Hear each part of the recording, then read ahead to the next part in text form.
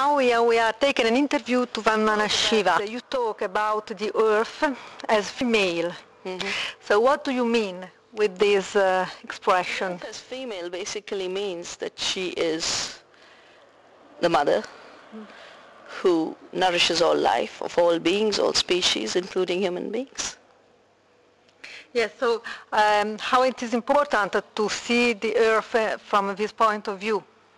It's very, very important to see the earth as a mother, a nourishing mother is Terra Mater. First and foremost because that's the only way we will recognize how much we receive from her. Most of the time where we think of the earth as dead and inert and just a source of raw material, we create illusions that money and that wealth comes from Wall Street, factories. We forget that for every factory, the first material is contributed by the earth. The second reason why it's so important to see the earth as mother is because not seeing her as mother has led to huge abuse. The abuse of the earth is basically the ecological crisis. This ecological crisis is so severe that we could, as a species, be putting ourselves at risk of extinction within a century. Even the deputy mayor made a reference to this. The IPCC report, which is the Intergovernmental Panel on Climate Change, body of 2,500 scientists, their predictions are that if the current rates continue, by 100 years from now, human beings won't be able to live on this planet. And the third reason why we need to see the earth as mother is in this period of economic crisis created by an arrogant, patriarchal capitalist system.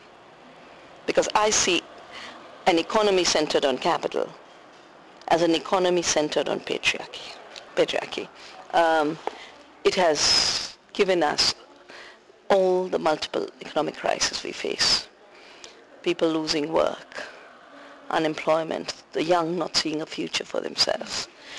And the only way to build hope is through the earth. Agriculture is less than manual agriculture, both as regards quantity and as regards quality. Absolutely. And yes, it's strange for me because maybe that from the quality point of view, yes, it's better if you do agriculture by hand, but what about the quantity? I suppose that with a mechanical approach, the quantity of food you can derive from agriculture is higher.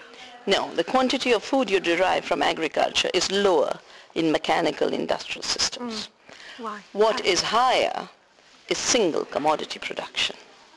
So we sat at dinner yesterday with a person who has a 350-acre farm of pears. He only grows pears. If he only grows pears, he'll grow a lot of pears. But on that 350 acres, if it was in the hands of, for example, 10 farmers with 35 acres each, they could have cows, they could have pigs, they could have cherry trees, they could have peach trees, they could have vegetables and lettuce and tomatoes. If you add the 35 farms growing diverse crops in an organic way, you will have more food overall on the 350 acres. In the 350 mechanical farm, you have more pears, but more pears is not more food. I'd like to ask you a question as regards Jeffrey Sachs.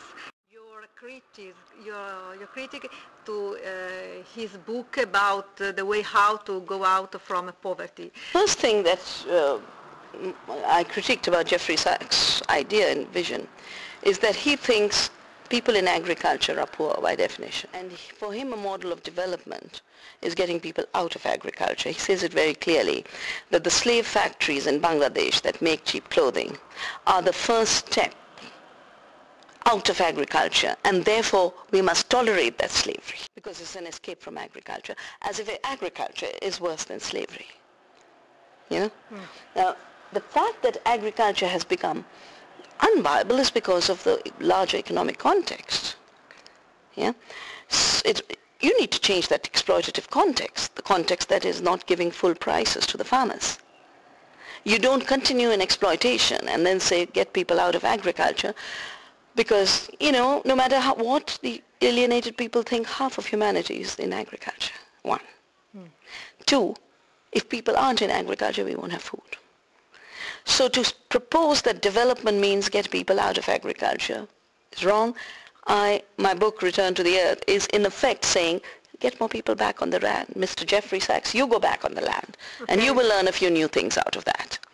And I get a lot of young people from America coming to study with me. They want to go back to the land. So he's not representing the third world, nor is he representing his own country.